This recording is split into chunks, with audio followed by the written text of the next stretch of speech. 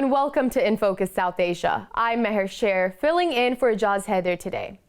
On Tuesday, Myanmar's military charged the civilian government's envoy with high treason. Dr. Sasa was appointed by a committee of Myanmar's parliament during the previous government as a special envoy to the United Nations.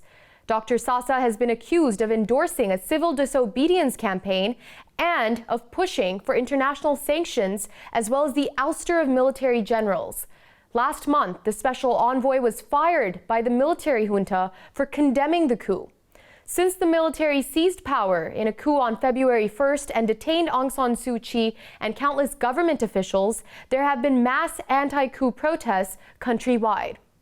Myanmar security forces have killed over 180 people in a violent crackdown on anti-coup protesters. The United Nations and the international community have also condemned the coup and made calls for restraint. Will the military junta be able to withstand international pressure? Last month, the United States, Canada, and the United Kingdom sanctioned Myanmar's military. But why did it take a military coup for the world to respond when the ethnic cleansing of the Rohingya was taking place for years? Despite the mounting international pressure, Myanmar's military has shown little restraint in violence and its crackdown on anti-coup protesters and the democratically elected government. Myanmar's troubled history of military coups and ethnic violence repeats itself too often. Democracy in Myanmar has either been non-existent or too fragile. Even the iron butterfly, Aung San Suu Kyi, couldn't survive under the shadow of Myanmar's controlling military. Can the power of the people overthrow the military generals and restore democracy to Myanmar? To closely examine what's happening in Myanmar and what lies ahead, let's speak to our panel of experts for this segment. We have joining us Dr. Bridget Welsh from Kuala Lumpur, and she is a researcher and honorary research associate at the Asia Research Institute, University of Nottingham. We also have joining us David Brenner. He's joining us from Berlin. He's an analyst and a lecturer at the School of Global Studies at the University of Sussex in the United Kingdom, and he is also an expert on Myanmar. Dr. Bridget, I want to start this discussion with you. The military has fired and charged the government's special international envoy with high treason. How significant is this, and what challenge does this pose in terms of international representation for Myanmar's detained government? I think there are two issues here. First of all, I think that it shows a deepening polarization between the different sides of what's going on, and there are many stakeholders. And so for the international community, as a result of this polarization, now they're basically also being forced to choose sides in the polarization. You either choose to work with the representatives of the elected government or the military. And so the second thing is that by going after these officials in terms of there is actually an escalation of the tensions within the country. And you have to understand that those tensions are extremely tense in terms of the killings, the rounding up of young people in tea shops. And so I think the international community is now being forced to choose sides. And ironically, they have legitimized the government, the representation of the elected representatives even further in the international community by actually charging him for treason, because it actually shows that he is actually legitimate in this way. Right. David, coming over to you, Dr. Bridget just said that the international community is being forced to choose sides. So coming over to you, did the senior general Min Aung Hlaing orchestrate this coup simply to overthrow the democratically elected government, or to seize power in order to avoid being held accountable internationally for the Rohingya genocide? I think it's a bit of both. I don't think that Min Aung Hlaing was really seriously concerned for being held accountable for genocide. But at the same time, of course, these considerations play a role. I think, though, much more importantly is Min Aung Hlaing's general consideration for being in power and for reversing some of the opening up and liberalization that Myanmar has seen in the last decades. I think important here has been particularly NLD's, Aung San Suu Kyi MLTs, NLDs attempts, and sometimes quite successfully so, to actually go beyond the 2008 constitution that the military has set out and within which it wanted the democratization to happen. And by going beyond some of that, actually, that I think in many ways was one of the main reasons for Mina Online here. Right. Dr. Bridget, coming back to you. In Myanmar's history, we have seen a repetitive cycle of military coups. Detained state councillor Aung San Suu Kyi, who became a symbol of democracy, was also submissive to the military. How fragile was democracy in Myanmar to begin with, leading up to this military coup? I think it is pretty clear that there were serious problems, not least of which was the Rohingya issue, which is a profound, issues of genocide, pushing of people of over 800,000 people out of the country. But there were issues also in terms of basic freedoms and online and conflict in other parts of the country. To say that there were serious flaws is an understatement. There were real problems. And part of those problems was the military itself and how much they continued to control and how much power they wielded in different sets of areas, even within the bureaucracy. And in the sense that the NLD, while I think in some ways very clearly not necessarily pushing adequately for setting a democratic example, were locked in their battle with the military. But I think it's important to understand that there is a cyclical things that have happened in Myanmar, but the events that are happening now are fundamentally different in major ways, in that the amount of opposition to the military among parts of the society and the level of polarization that exists, really suggests that the country could move towards civil war.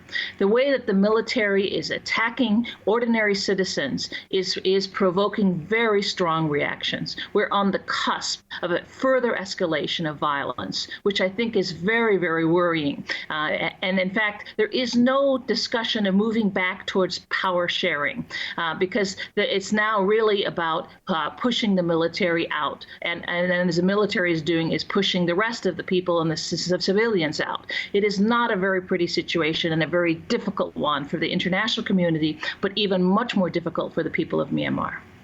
All right, David, now I want your thoughts on what Dr. Bridget said. She said that the country could move towards civil war. I want your thoughts on that, but also I want you to tell me, in your view, how will the absence of an international envoy weaken the efforts to build international pressure and cooperation against the military coup? Bridget is certainly correct in saying that the escalation of violence that we've been seeing is quite worrying. I think we have to, at the same time, recognize that Myanmar's been under a civil war for 75 years. And that is in particular in the border areas with regards to ethnic minorities and their armed organizations. And this is also where some of the violence has been escalating quite a lot in recent days. There's a very interesting formation of an alliance between the CRPH, the committee representing the Birong Sukluto, the ousted parliament of Myanmar, and some of the ethnic armed organizations. Indeed, they've just released a statement today, the CRPH, which is led by President Win Min, or the ousted President Win Min, saying that ethnic armed organizations, which again have been in a civil war with the country military for a long time, should be removed from the terrorist list, that the Section 17.1, which is the Unlawful Association Act, which basically prohibits any contact to these ethnic armed organizations, that they should be obviously regarded as illegitimate. They've been recognizing and congratulating actually what they call the ethnic armed revolutionary organizations of the country.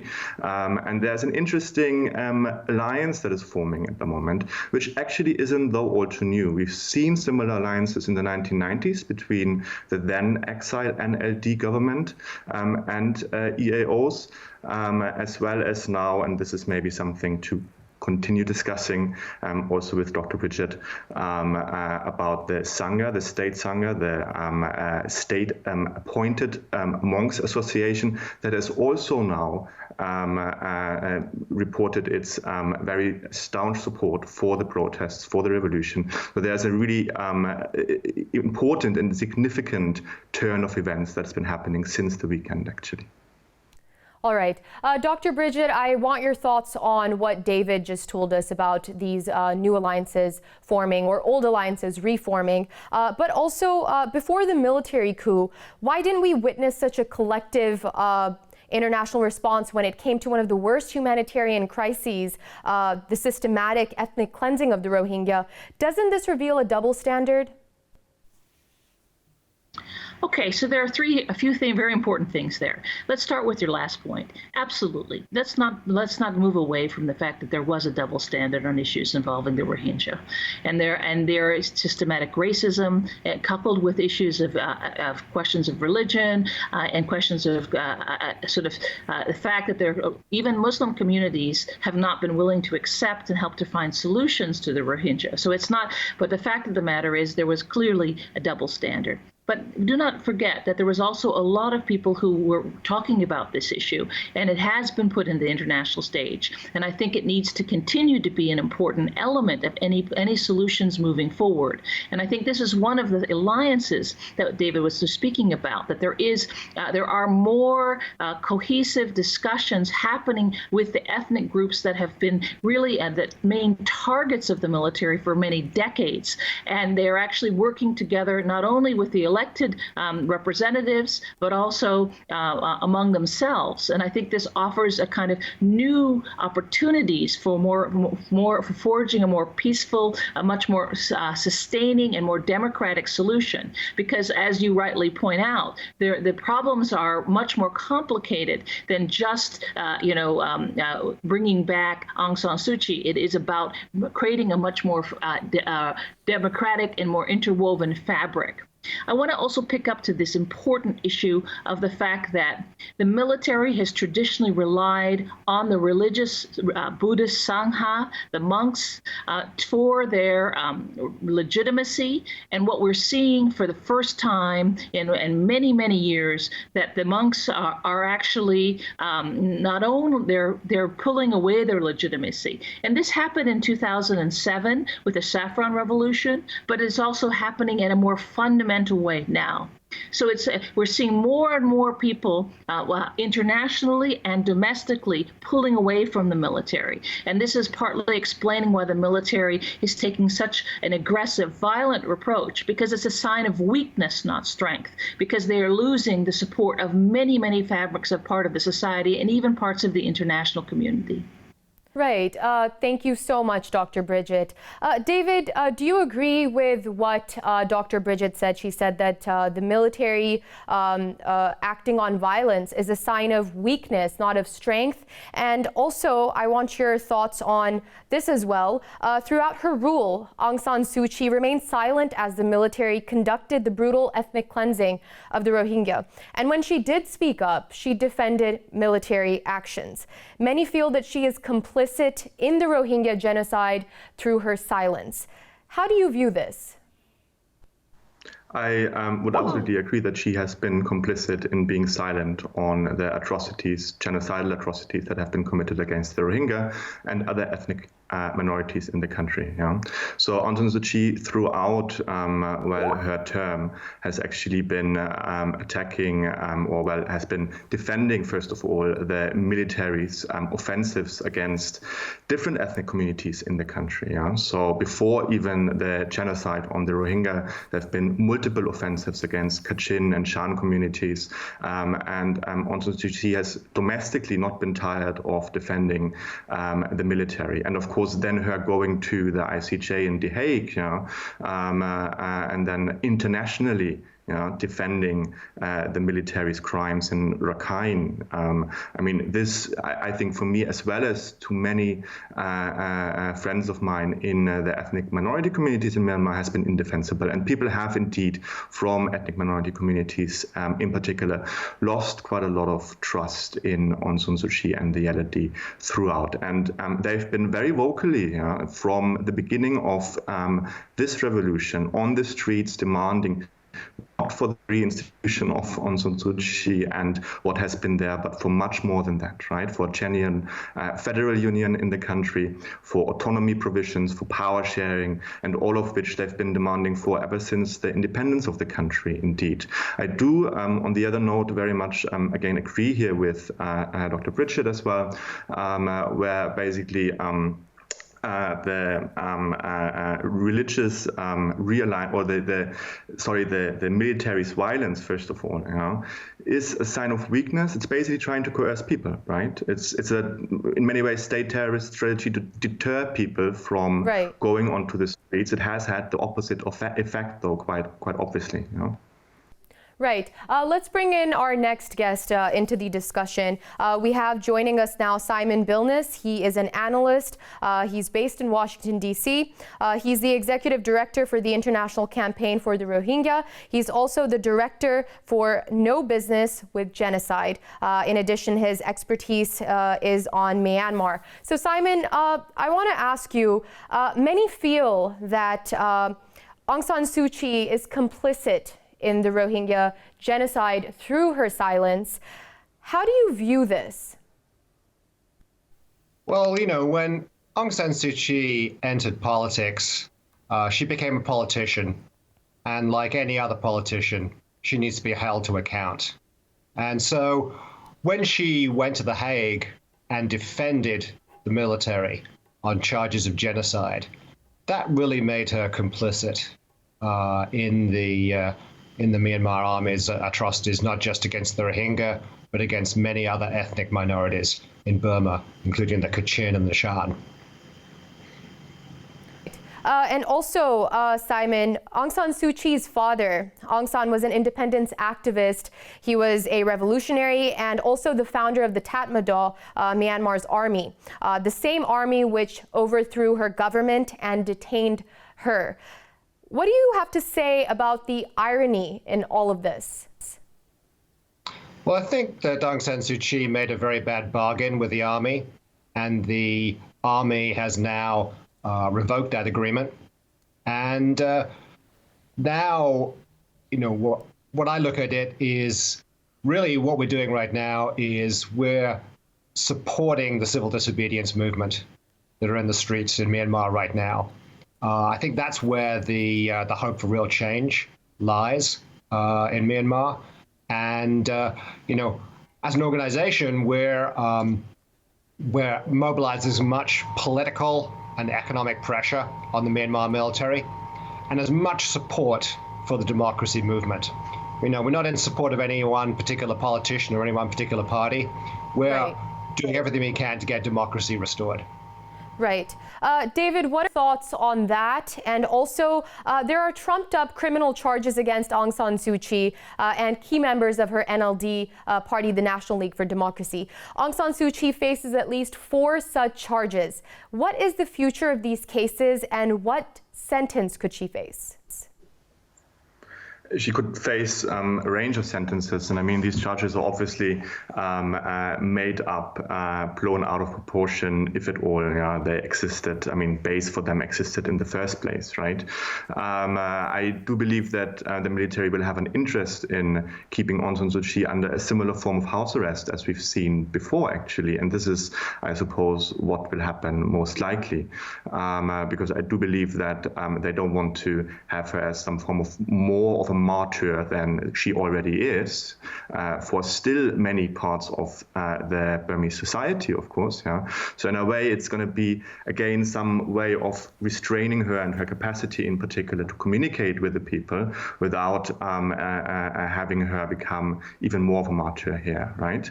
I do believe that the CDM movement in Myanmar is incredibly important and it's incredibly diverse. And that is, again, where the hope lies, actually. we've seen a similarly diverse resistance movement in the 90s and 2000s after the 1988 student generation has basically fled to the Thai border. And I think it's exactly there where the international community, and here, I mean, in particular also Western donors, etc., have to refocus their energies on to be supporting this very diverse and very progressive movement that they've basically thrown in many ways under the bus after the 2011 transition, and after basically shifting a lot of donor funds straight into the very still militarized bureaucracy of the country. Simon, will Senior General An Min Ling remain true to his promise and hold elections this year, in your view? And if he does, and Aung San Suu Kyi is still detained or sentenced to jail on those trumped-up charges, how will that impact the outcome of the election? There is no way the Myanmar military could win a free election. It's absolutely ridiculous. And the only way they could win is by cheating. And maybe he's hoping in a year's time he can set up enough mechanisms to cheat his way to victory. But, you know, the Myanmar military is dead as a political force as a result of this coup.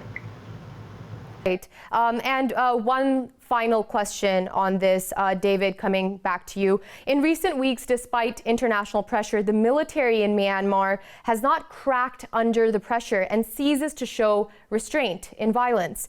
With the sanctions in place and several key military assets frozen and persistent mass anti-coup protests, will the military junta be able to withstand the situation it currently finds itself in? Unfortunately, we've seen before that the military junta has sustained even much more sanctions that are on it at the moment. And that's not least to do with all the assets it has in illicit economies in the country. That doesn't mean that we should not actually up the sanctions, in particular a global arms embargo against the military. Because at the moment, arms, etc., and you see how much is being shot on the streets. So basically ammunition, etc., still coming from China, still coming from Russia. And I mean, these things will, of course, nevertheless be important to be effective. Yeah. Right. Simon, just briefly, what are your thoughts on what David said in terms of a global arms embargo? We need a global arms embargo, but more importantly, we need to stop the flow of the money that the military uses to buy those arms.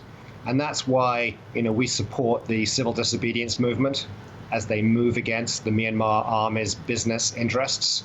And we've been lobbying for government sanctions. And also we've been enacting our own citizen sanctions by putting direct consumer pressure on foreign companies to end their business dealings with the Myanmar military. And we successfully did that with Western Union, with Kirin, and we're now focusing on the oil companies to get them to suspend their payments to the military. All right, we'll have to leave it at that. Thank you, Simon Billenness, Dr. Bridget Welsh, and David Brenner for joining us. We'll take a short break, but when we return, we will be discussing the U.S.-China trade war and the geopolitical shifts that are taking place in South Asia in regards to that. Stay with us.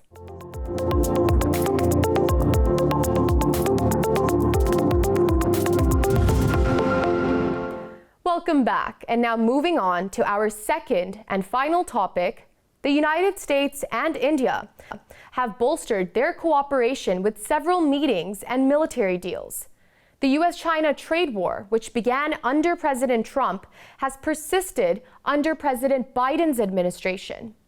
The United States has been speeding up diplomatic efforts in Asia to build an alliance to thwart China's economic and military dominance.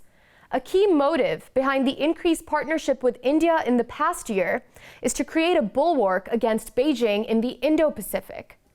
Currently in South Asia, there are three major conflicts: Pakistan and India, of course, India and China, and the United States and China. Last week, the first Quadrilateral Security Dialogue, or Quad meeting, was held virtually between Prime Minister Modi, President Biden, and the leaders of Japan and Australia to discuss a strategy to counter Chinese influence. Is the Quad strong enough to take on China and challenge the status quo in South Asia? Last October, the U.S. and India signed the Basic Exchange and Cooperation Agreement on Geospatial Cooperation, or BECA, an intelligence sharing pact. This is problematic for the United States' longtime strategic ally, Pakistan, and has tipped the balance in South Asia. As a result, Pakistan and China signed an MOU that increased intelligence and technology sharing, allowing Pakistan to further monitor Indian troop movements. Is another arms race underway between the two nuclear powers, Pakistan and India? Over the years, Pakistan has been able to sustain its separate alliances with both the United States and China. Meanwhile, Pakistan's rival, India, locked horns with China in the Himalayas last year over the disputed Aksai Chin territory. Will this great game in South Asia force Pakistan to rethink its alliances? With the U.S.-China rivalry, BECA, and recent geopolitical developments, Pakistan finds itself in a delicate situation. To analyze just how much of a challenge these developments may pose for Pakistan and for the involved countries, for China, for India, and for the United States, let's speak to our next panel of experts. We have with us Einar Tangen, an analyst joining us from Beijing, also a current affairs commentator at CGTN. Einar, I want to start the discussion with you. The U.S. and India over the past year have been building stronger relations. On the other hand, the U.S. has held a long-term strategic alliance with Pakistan. How do you view the U.S.-India partnership and the tipping of balance in South Asia? And do you see this as a great game? Well, yes, it is a continuation of the great game. What you see is India inching closer to the United States as it seeks to have, in essence, a doorstop to China's expansion. Meanwhile, for various reasons, especially because of animosity between India and China and Pakistan and India, those two have grown together. Economic reasons, obviously, the Belt and Road Initiative, which is going through Pakistan, is an important part of that. But you know, it's a sad because you're really seeing this kind of tearing Asia apart, which is this kind of old colonial game of divide and control. How is China viewing these geopolitical shifts taking place in South Asia? Well, with quite a bit of alarm. You'll note that it was China that agreed to meet on U.S. soil this coming Friday, with its the two counterparts who both expressed during this trip a lot of animosity towards China, indicating that they intend to go ahead with very harsh actions, that they will be putting forward a litany of problems. But you know, there is, in this haste to go forward and criticize China, I think the outside world is going to have a few questions. For instance, right now, as part of this, they're selling advanced weaponry, what they call red zone weaponry. This is the kind of sonar, missiles, torpedoes, engines that are necessary to make submarines more stealthy and more dangerous to Taiwan. They're criticizing China for its territorial claims in the South China Sea, but Taiwan has exactly the same territorial claims. So that's kind of a very odd thing. And then they're now, Kurt Campbell was criticizing China for its economic actions towards Australia, saying it's bullying. Well, that's very rich coming from the United States and from the Biden administration, which has not changed, in essence, the tariffs that were put in, the unilateral tariffs that were put in by Donald Trump. So there's a kind of a rhetoric and reality that isn't really fitting there. And, you know, a lot of it, I think, goes to this underlying issue that China's success over the last 40 years in its own way, its own system, is kind of grating on the U.S. because the U.S. believes that it has the best system, but it hasn't been producing the best results or the leaders to answer the pressing questions of the day. And you can see that everywhere from Texas to the Capitol on January 6th, to the handling of COVID-19, to the economic meltdown. There are real questions being things, and it's fine to criticize others. But when your house is not in order, it's very difficult for other nations. And remember, this is 60% of the rest of the world that we're talking, that is not Right. China and the US. They're looking very carefully at this. And that's a very important point you've made. Now let's take the discussion over to Ambassador Zamir. Ambassador Zamir, you heard what Einar said in terms of the relationship between India and the United States and how China is viewing these developments. How does this shift in alliances affect Pakistan's posturing in South Asia? Well, it's very dangerous for Pakistan in terms of the emerging strategic partnership that that exists now between the United States and India, because the U.S. is bent upon building up India militarily as a counterweight to China, and that gives India the capability to use that same military prowess or the same military capabilities against Pakistan. So we have seen this happening ever since at least since the Bush administration, when India was given a nuclear waiver and a whole new defense partnership emerged between the United States and India, which has progressed and continues now even under the new Biden administration, the so-called quadrilateral alliance, etc., and then the 4 foundational defense agreements between the two countries, the Tier 1 status that gives India access to very sophisticated military technology and weaponry. So all these are developments that impinge on Pakistan's security as well. And this is a very dangerous development for the entire region, because it's not just now going to be a competition between India and Pakistan. There's going to be competition between India and China and the United States. We don't want to be put in this kind of a situation. We would like to have relations. We already have a strategic relationship with China, but we also want to have good relations with the United States. Right, which we've had historically. Yeah. But we are now being placed in a very difficult environment because of the partnership, the American partnership with India, that has a great impact on our own security. Right. Einar, both you and Ambassador Zamir seem to agree that this is creating a very dangerous situation in South Asia, which you accurately said is about 60% of the world. So I want to ask you, it seems like both of you also agree that the continuation of Trump's policies in Asia seem to have carried forth into the Biden administration. Do you agree with that, or do you think that this meeting is perhaps a positive step, this meeting between the U.S. and Chinese delegation? No, unfortunately, it could have been a positive step, but it's not going to be. As I said earlier, China is pulling out all the stops, signaling that it has many open doors, especially on trade. And as to other issues that, they want to discuss them and reach some sort of resolution. Obviously, territorial issues are off the board. But, what you see here is a kind of reprise of World War I. You had a dominant Great Britain that was intent on containing Germany. And there was all these machinations to, quote, prevent war, to keep one country in its place. And invariably, inevitably, it ended up in a war. And this is not what we want. I mean, we have, as humans, a dangerous proclivity to kind of repeat the same patterns over and over again, despite the lessons of history.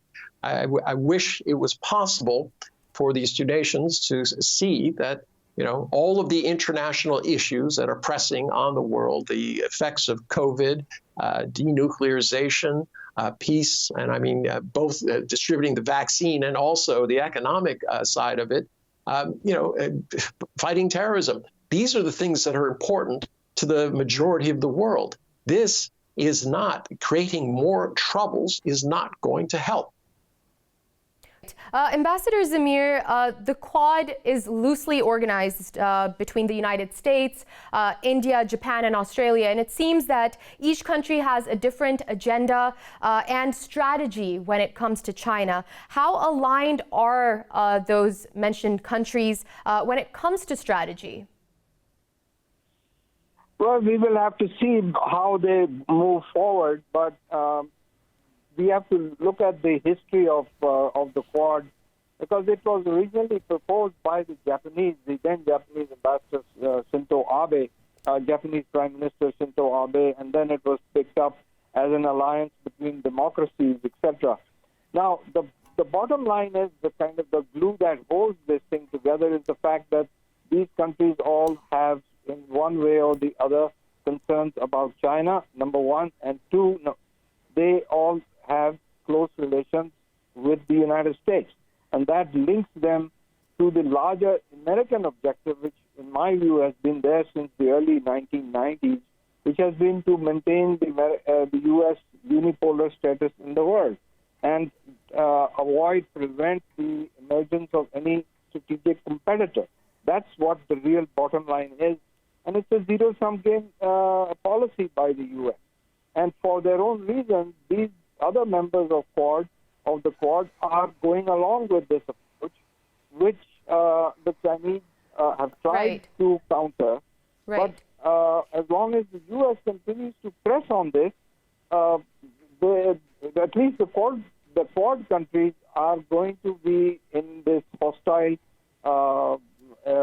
relationship with the Chinese. Right. Einar, just briefly, does this Quad alliance pose a significant enough threat to thwart Chinese dominance, in your opinion? And is the Quad even aligned enough to pose a threat to China? Well, I don't think China is looking for dominance. What it does have are markets. And when in answer to my slightly different answer to the earlier question, which is, both Japan and Australia are members of the RCEP, and also what was the TPP. So as a result, economically, they're very close. They're in the neighborhood. They need access to China's markets. Without that, they're in a very difficult situation. The U.S. is somewhat dependent, but it could move its sources. India, on the other hand, it's such a small portion. It's less than 2% of China's trade. It's not going to make a lot of difference. It's about 15%, though, of India's trade. So it will make a difference to them. So you have different economic issues here. It's not about Chinese dominance. It's simply about having a world where each country can prosper. All right, now we have with us our next expert, Shamshad Ahmed Khan. He's a former foreign secretary and he is joining us from Lahore. Shamshad, being a key and long-time strategic ally of the United States, how will the closeness of the U.S. with India affect its relationship with Pakistan? How are you viewing this? Well, our relationship with the United States has been one of ups and downs, but we know that the United States has always had a priority interest in seeing normal relations between India and Pakistan, although it has not yet played any significant role in addressing the issues that divide the two South Asian nuclear neighbors. So in the coming days, I think as compared to the last few years, which have been stormy years because of the fascist policies being followed by the current government in Delhi. So I think the United States has a big challenge ahead in bringing normalcy to the situation in the region, and that will come only if he can rein in the reign of fascism in India, which is affecting not only the situation or the environment between the two neighbors, but also I think the overall regional situation, peace and stability of the region. And even if the situation is looked at in its broader perspective, perhaps the global peace also. So I think it's a big challenge for President Biden. And we do hope that he will play some role now that he is continuing with the Afghan peace process, which was begun by his predecessors with Pakistan's help. And now Pakistan is ready to continue to play its role for taking the Afghan peace process to its logical conclusion. Right, sir. Coming back to the U.S.-China trade war, we now have with us our next guest, Dr. Hasim Turker, joining us from Zonguldak in Turkey. Dr. Hasim is an IR expert and a senior researcher at the Bosphorus Center of Asian Studies, and his IR expertise is in Asia Pacific. Dr. Hasim, as a result of the BECA and further defense cooperation between the United States and India, do you see another arms race taking place between Pakistan and India? Thank you for inviting me, first of all. The United States, the new Biden government, is trying to strengthen its alliances and partnerships in the region. As far as you know, they call, the United States call the region Indo-Pacific region since 2019, and it puts India. It wants India to play a wider role in the whole region, not only in the Indian Ocean, but also the whole Indo-Pacific, including the Asia-Pacific region as well. And this will increase the tension between the India and Pakistan, most probably, because Pakistan is very important for China, and China is essential for Pakistan, as far as I observe, especially for the last decade, and in terms of Belt and Road Initiative, they strengthened their relationships in the last decade, and the United States is trying to balance this relationship with India, as far as I see. But at this point, I don't see any increase in the armament race, because nor China, neither the United States wants an arms race in the region. Right. Brings me to my next question. Of course, in your view, is there a possibility, Dr. Hasim, could the trade war between the United States and China pull South Asia into an armed conflict, if not an arms race? As I say, I don't see arms. I don't see a conflict, a military conflict, in the short run. But if the two sides, I mean the China and the United States, cannot resolve their differences, then proxy wars can be on the table, as in the history of old Cold War. In the renewed Cold War, can be fought on proxy regions or proxy states.